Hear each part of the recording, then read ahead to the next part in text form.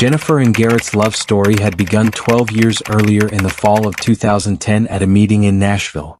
Jennifer, then a bright-eyed real estate intern, had been tasked with selling raffle tickets. Garrett, fresh out of graduate school and working for a tech startup, found himself drawn to her infectious laugh and ambitious spirit. Their courtship was a whirlwind of coffee dates, weekend hikes, and long conversations about their dreams for the future. Jennifer admired Garrett's intellect and drive, while Garrett was captivated by Jennifer's determination and zest for life. Within a year they were engaged, and 6 months later, they exchanged vows in a picturesque ceremony overlooking the mountains. The early years of their marriage were marked by hard work and shared goals. Jennifer threw herself into her real estate career, quickly climbing the ranks at her firm. Her natural charm and keen eye for property potential made her a favorite among clients. She had a knack for matching families with their dream home, a talent that brought her both professional success and personal satisfaction. Garrett's career in software engineering flourished in parallel. His innovative approach to problem-solving caught the attention of industry leaders, and he soon found himself in high demand. Late nights spent coding gave way to leadership roles and speaking engagements at tech conferences. As their careers soared, so did their personal life. They bought their home in Oakwood Estates, a spacious 4-bedroom house that Jennifer had fallen in love with at first sight. Weekends were spent renovating, decorating, and turning the house into a home that reflected their shared tastes and aspirations. To the outside world, Jennifer and Garrett appeared to have it all. They hosted dinner parties where Jennifer's culinary skills shone, and Garrett's dry humor kept guests entertained. They took exotic vacations, posting enviable photos of sunsets in Bali and ski trips in the Swiss Alps. Their social media feeds were a carefully curated showcase of their seemingly perfect life. Yet, as the years passed, subtle cracks began to form in their foundation. The long hours devoted to their respective careers left little time for the passion that had once defined their relationship. Conversations about starting a family were repeatedly postponed, with both citing the need to achieve just one more professional milestone before taking that step. Still, they soldiered on, convinced that their love and shared history would be enough to weather any storm. Neither Jennifer nor Garrett could have predicted the tempest that was about to engulf their lives, threatening to destroy everything they had built together. Fiona Maroney's arrival in Oakwood brought a fresh energy to the neighborhood. At 33, she was starting over after a painful divorce, determined to rebuild her life on her own terms. With her infectious laugh, Fiona stood out among the more conservative residents of the suburb. It was Jennifer who first reached out to Fiona, dropping by with a welcome basket filled with local treats and a bottle of wine. The two women hit it off immediately, bonding over their shared love of art and travel. Jennifer, who had always harbored a secret desire to be more creative, was fascinated by Fiona's stories of teaching art to middle schoolers and her own artistic pursuits. As winter melted into spring, Fiona became a regular fixture at the Hartley home. She and Jennifer would spend weekends exploring local galleries or trying out new recipes in Jennifer's gourmet kitchen. Garrett, initially content to let the women have their girl time, found himself increasingly drawn into their conversations, particularly when Fiona would discuss the latest exhibits at the museum where she volunteered. Fiona's presence seemed to breathe new life into the Hartley social circle. Her quick wit and adventurous spirit added a spark to their dinner parties. She introduced the couple. New restaurants dragged them to outdoor concerts and even convinced the usually reserved Garrett to try salsa dancing for Jennifer. Fiona represented a kind of freedom she had never allowed herself. She admired her friend's ability to reinvent herself after her divorce, to pursue her passions without apology. In Fiona, Jennifer saw a road not taken, a life lived with more spontaneity and less concern for others' expectations. Garrett, too, found himself looking forward to Fiona's visits. Her perspective on art and culture opened up new avenues of conversation, a welcome change from the work-related discussions that had come to dominate his interactions with Jennifer. He appreciated Fiona's ability to draw him out of his shell, to make him see the world through fresh eyes. None of them realized that this newfound friendship was setting the stage for a betrayal that would shatter their lives forever. The seeds of the affair were sown on a balmy evening in late April. Jennifer was out of town for a real estate conference, and Garrett had invited Fiona over for dinner, not wanting to eat alone. As they sat together, sharing a bottle of wine and watching the sunset, something shifted in the air between them. Fiona, feeling bold from the wine in the intimate setting, began to open up about her failed marriage.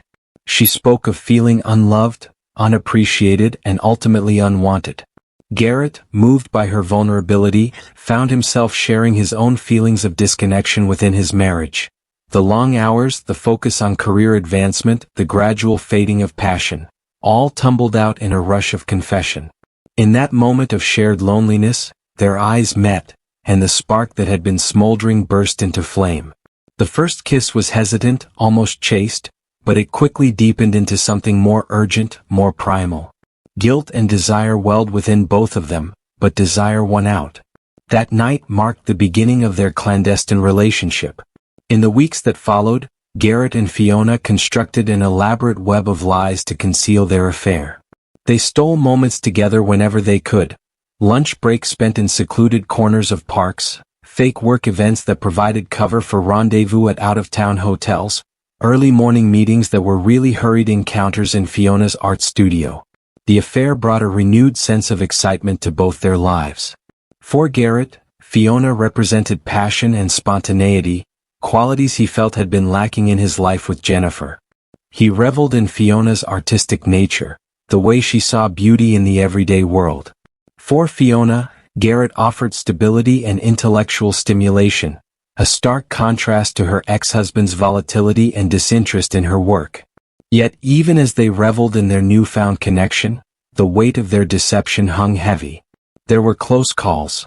A lipstick stain hastily wiped from Garrett's collar, a text message not deleted quickly enough, unexplained absences that required increasingly complex explanations. One particularly close call came during a neighborhood barbecue. As Jennifer chatted with other guests, Garrett and Fiona found themselves alone in the kitchen. Unable to resist, they shared a passionate kiss, only to spring apart at the sound of approaching footsteps. It was Dominic coming to refill his drink. He gave them an odd look but said nothing, leaving Garrett and Fiona to wonder if he had seen anything. As spring turned to summer, the affair intensified. Garrett and Fiona began to talk about a future together, even as guilt gnawed at them both. They knew they were playing with fire, but neither seemed able or willing to put an end to it. Little did they know that their carefully constructed house of cards was about to come crashing down around them. The first inkling that something was amiss came to Jennifer on a sunny Saturday morning in early June. She had woken early, intending to surprise Garrett with breakfast in bed, only to find his side of the bed empty. Cold, his running shoes were by the door but his car was gone from the driveway. When Garrett returned an hour later, flushed and slightly out of breath, he claimed he had gone for a long run and then driven to pick up fresh bagels. Jennifer nodded, accepting his explanation, but a small seed of doubt had been planted. Over the next few weeks, Jennifer began to notice other small changes in Garrett's behavior.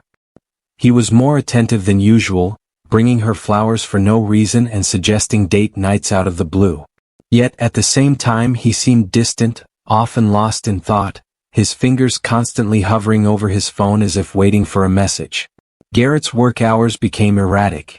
He began coming home later, citing project deadlines and client meetings. But when Jennifer casually mentioned his late nights to a colleague of Garrett's at a social event, the colleague seemed confused, saying things had been relatively quiet at the office lately. Even Garrett's sense seemed different to Jennifer. One night, as she leaned in to kiss him hello, she caught a whiff of an unfamiliar perfume. When she commented on it, Garrett laughed it off, saying he must have picked it up from the crowded elevator at work. Jennifer tried to dismiss her growing unease, telling herself she was being paranoid. After all, this was Garrett. Her Garrett, the man she had built a life with, the man she trusted implicitly. And yet, the doubts persisted, nagging at her. In quiet moments, she found herself watching Garrett more closely, noting how his eyes would light up when Fiona entered a room, the way their conversation seemed to exclude everyone else. She told herself it was natural. Fiona was their friend. Of course, Garrett enjoyed her company. But a voice in the back of Jennifer's mind whispered that there was more to it than that. As June wore on, Jennifer's suspicions grew stronger. She began to check Garrett's phone when he was in the shower, scroll through his emails when he left his laptop open. She knew it was wrong, a violation of his privacy, but she couldn't help herself. She needed to know the truth, even as she dreaded what she might find. Finally, unable to bear the uncertainty any longer, Jennifer made a decision. She would follow Garrett and see for herself what he was hiding. Little did she know that her world was about to shatter into a million pieces. On the sweltering afternoon of June 14th, Jennifer's suspicions finally reached a breaking point. Garrett had announced over breakfast that he had a late meeting and wouldn't be home for dinner. A quick call to his office confirmed what Jennifer had begun to suspect. There was no meeting scheduled. Heart pounding, palms sweating, Jennifer decided to follow Garrett. She called in sick to work, something she had never done before, and parked her car a block away from their house. As Garrett's car pulled out of the driveway, Jennifer followed at a discreet distance, her hands shaking on the steering wheel. To her surprise, Garrett headed not towards the city, but to a quiet, tree-lined street on the other side of town. Jennifer's breath caught in her throat as she realized where they were. She watched, a sick feeling growing in her stomach, as Garrett parked his car and walked briskly to Fiona's front door. Fiona answered almost immediately, pulling Garrett inside with a smile that Jennifer could see even from her vantage point down the street. The door closed and Jennifer sat in her car, numb with shock. She had suspected, yes, but seeing it with her own eyes was something else entirely. Unable to bear the thought of what might be happening inside, Jennifer got out of her car on shaky legs. She approached Fiona's house, her mind a whirl of confusion and anger. Through a gap in the living room curtains she saw them, Garrett and Fiona, locked in a passionate embrace, oblivious to the world around them. The sight hit Jennifer like a physical blow. She staggered back, a strangled sob escaping her lips. Moment her entire world crumbled around her, every memory, every shared dream, every promise of forever. All of it was tainted now, corrupted by the betrayal she had just witnessed. Blinded by tears, Jennifer stumbled back to her car. She sat there for what felt like hours, alternating between gut-wrenching sobs and periods of numb disbelief. When Jennifer finally drove home, her mind was racing. She couldn't confront Garrett yet, she needed time to think, to plan. But Fiona, the thought of her former friend going about her day, smug in her betrayal, made Jennifer's blood boil. Before she could talk herself out of it, Jennifer found herself driving to Fiona's house. She parked across the street, waiting. When Fiona emerged to water her front garden, Jennifer was out of her car in a flash. Fiona's eyes widened in surprise and then fear as she saw Jennifer approaching, her face a mask of fury. What followed was a confrontation that would be seared into both women's memories forever. A maelstrom of accusations, denials, and finally painful admissions that would set in motion a chain of events leading to tragedy. In the days following her confrontation with Fiona, Jennifer moved through her life like a ghost. She went through the motions at work, plastered on a smile for the neighbors, and maintained a facade of normalcy with Garrett. But inside she was seething, a cauldron of hurt and rage threatening to boil over at any moment. Jennifer had chosen not to confront Garrett immediately. She told herself it was because she needed time to think, to decide what she wanted to do. But deep down she knew the truth, she was plotting her revenge.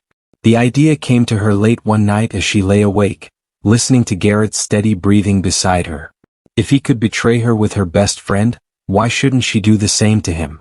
The thought of hurting Garrett the way he had hurt her brought a grim smile to Jennifer's face, and she knew exactly who she would use to execute her plan. Dominic Feldman, Garrett's best friend since college. Dominic had always been a fixture in their lives. The perpetual bachelor who flitted from one casual relationship to another. Jennifer had caught him looking at her appreciatively more than once over the years, though he had never acted on it out of respect for Garrett. As Jennifer's plan took shape, she began to pay more attention to Dominic. She noticed the way his eyes lingered on her when she wore a particularly flattering outfit and how he always seemed to position himself near her at social gatherings. Yes, Dominic would be perfect for what she had in mind. Jennifer started to engineer situations where she and Dominic would be alone together. She asked for his help with small household tasks when Garrett was out and invited him over for coffee to discuss a fitness plan. Each time she turned up the charm, letting her touches linger, laughing a little too hard at his jokes. As she set her plan in motion, Jennifer felt a twisted sense of justice. Soon, she thought, Garrett would know exactly how it felt to be betrayed by the two people he trusted most. The fact that her actions might hurt Dominic as well barely registered in her mind, consumed as she was by her need for vengeance. Little did Jennifer know that her carefully laid plans were about to backfire spectacularly, setting in motion a chain of events that would end in tragedy. On a sultry evening in late June, Jennifer put her plan into action. She had invited Dominic over under the pretense of needing help with a leaky faucet, knowing Garrett would be working late. She answered the door in a silk robe, her hair tousled, a glass of wine in hand. Dominic's eyebrows rose slightly at her appearance, but he maintained his usual friendly demeanor as he worked on the faucet. Jennifer hovered nearby, peppering him with questions about his day, laughing at his jokes, and finding excuses to brush against him. When the job was done, Jennifer suggested they have a drink to cool off. She led Dominic to the living room. Sitting close to him on the sofa as they talked, she gradually steered the conversation towards relationships, lamenting the lack of passion in her marriage. Jennifer leaned in, her robe slipping open slightly. "Dominic, I've always wondered what it would be like between us," she murmured, her hand resting on his thigh. Dominic froze, his eyes wide with shock. He gently removed Jennifer's hand from his leg, putting some distance between them on the couch. "Jennifer, what are you doing?" he asked, his voice filled with confusion and concern. "You're my best friend's wife." Jennifer pressed on, desperation creeping into her voice. "Don't tell me you've never thought about it, Dominic. I've seen the way you look at me. We could keep it a secret. Garrett would never have to know." Dominic stood up abruptly, humiliation washing over Jennifer as she watched him gather his things. She had been so sure he would be receptive, so certain her plan would work. As he reached the door, Dominic turned back, his expression a mixture of pity and disappointment. "I won't mention this to Garrett," he said quietly, "but I think you two need to talk." The door closed behind him, leaving Jennifer alone with her shame and thwarted plans. She sank to the floor, tears of frustration and anger streaming down her face. How had everything gone so wrong? She had only wanted Garrett to feel the same pain she was feeling, to understand the depth of her hurt. As the initial shock of rejection faded, a new fear gripped Jennifer. Despite Dominic's assurance, she couldn't be certain he wouldn't tell Garrett about her attempted seduction. The thought of Garrett finding out, of him having the moral high ground despite his own betrayal, was unbearable. Little did Jennifer know that her worst fears were about to be realized, setting the stage for a confrontation that would end in tragedy. The following evening, Jennifer was in the kitchen preparing dinner when she heard Garrett's car pull into the driveway. Her hands shook slightly as she chopped vegetables, wondering if this would be the moment when everything came to a head. Garrett entered the house, his footsteps heavy, his greeting lacking its usual warmth. Jennifer's heart raced as she heard him approach the kitchen. When she turned to face him, the look in his eyes confirmed her worst fears. Dominic had told him everything. "Jennifer, we need to talk," Garrett said, his voice tight with barely contained anger. "What the hell were you thinking, coming on to Dominic like that?" The knife clattered from Jennifer's hand onto the cutting board. "How dare you stand there and judge me when you've been screwing my best friend behind my back for months?" Garrett's face paled, his anger giving way to shock. "Did you think I was stupid? Did you think I wouldn't notice the late nights, the secret phone calls?" The argument escalated, years of unspoken resentments and frustrations pouring out. They rehashed old arguments, dredging up past hurts, each trying to wound the other as deeply as they had been wounded. As their shouting reached a fever pitch, Jennifer suddenly remembered the gun. The gun Garrett had insisted they keep in the house for protection, hidden in a lockbox in their bedroom closet. In that moment, clouded by rage and hurt, it seemed like the only way to make the pain stop. Without thinking, Jennifer sprinted up the stairs, Garrett calling after her in confusion. She fumbled with the lockbox, her hands shaking as she extracted the cold, heavy weapon. Garrett appeared in the doorway, his eyes widening as he saw the gun in Jennifer's trembling hands. Jennifer was beyond reason. All she could see was red, the red of her anger, the red of her pain, the red of the future she had lost. As Garrett took a step towards her, his hands raised in a placating gesture, Jennifer's finger tightened on the trigger. The gunshot echoed through the house, followed by a deafening silence. Time seemed to stand still in the aftermath of the gunshot. Jennifer stood frozen, the smoking gun still clutched in her shaking hands as Garrett crumpled to the floor. The acrid smell of gunpowder filled the air, mixing with the metallic scent of blood that was quickly spreading across the beige carpet. For a moment, Jennifer couldn't process what had happened. She stared at Garrett's prone form, waiting for him to get up, to yell at her, to do anything. But he remained motionless, a dark stain blossoming on his chest. Jennifer's anguished scream pierced the quiet of the suburban evening. She gathered Garrett's lifeless body in her arms, rocking back and forth. Tears streamed down her face, mixing with the blood that was soaking into her clothes. In the distance, she could hear the wail of sirens growing closer. A neighbor must have heard the gunshot and called the police. Jennifer knew she should run, should try to hide what she had done, but she couldn't bring herself to leave Garrett's side. As the sirens grew louder, Jennifer's mind raced through the events that had led to this moment. The happy years of her marriage, the gradual drift apart, the affair, her misguided attempt at revenge. It all seemed so trivial now in the face of what she had done. The front door burst open downstairs, and Jennifer could hear the heavy footsteps of police officers entering the house. The Hartley residence quickly transformed into a hive of activity as law enforcement descended upon the scene. Crime scene technicians meticulously combed through the house, photographing evidence and collecting samples. The bedroom, with its blood-stained carpet and discarded weapon, became the focal point of their investigation. Detective Ava Ramirez, a seasoned homicide investigator, took charge of the case. She found Jennifer in the living room, still in her blood-soaked clothes, her eyes vacant and her response monosyllabic.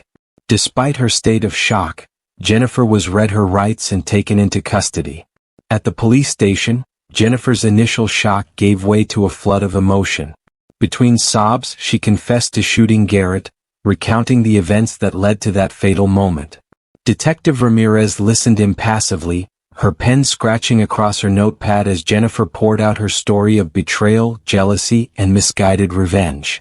As Jennifer's statement was being recorded, other officers were piecing together the puzzle. They interviewed neighbors who reported hearing the couple's argument escalating throughout the evening. Fiona Maroney was brought in for questioning, her tear-stained face a mask of guilt and grief as she confirmed her affair with Garrett. Dominic Feldman provided his own statement, reluctantly sharing the details of Jennifer's failed seduction attempt and his subsequent conversation with Garrett. His testimony painted a picture of a marriage in crisis, pushed to its breaking point by infidelity and misunderstanding. Forensic evidence corroborated Jennifer's confession. Gunshot residue was found on her hands, and the bullet extracted from Garrett's body matched the gun registered in his name. The courtroom was packed each day, filled with curious onlookers eager to witness the unfolding drama of love, betrayal, and murder. The prosecutor painted a damning picture of Jennifer as a woman consumed by jealousy and rage, who had coldly plotted revenge before resorting to murder. She emphasized the premeditated nature of Jennifer's actions, from her attempted seduction of Dominic to her retrieval of the gun during the argument. The testimony of Fiona proved to be a pivotal moment in the trial. Tearfully, she recounted her affair with Garrett, admitting to the pain and damage they had caused. Her evident remorse and guilt seemed to sway some jurors, lending credence to the defense's narrative of Jennifer as a wronged wife pushed too far. Dominic Feldman's testimony was equally impactful. He described Jennifer's unsuccessful attempt to seduce him, his voice thick with discomfort as he recounted the details. However, he also spoke of the deep love he had always observed between Jennifer and Garrett, suggesting that their actions were out of character for both of them. Throughout the trial, Jennifer sat quietly at the defense table, her once vibrant presence diminished by grief and regret. When she finally took the stand, her testimony was a heart-wrenching account of a marriage unraveled by miscommunication and betrayal. She expressed deep remorse for her actions, stating that she would gladly trade places with Garrett if she could. 2 weeks later, at the sentencing hearing, Judge Harriet Goodwin delivered Jennifer's fate. Taking into account the circumstances of the crime and Jennifer's lack of prior criminal history, she sentenced Jennifer to 18 years in prison, with the possibility of parole after 15 years. As Jennifer was led away in handcuffs, the tragic conclusion of a once happy marriage was complete. The cautionary tale of the Hartleys would long be remembered in Oakwood, a somber reminder of how quickly love can turn to hatred and how devastating the consequences of betrayal can be.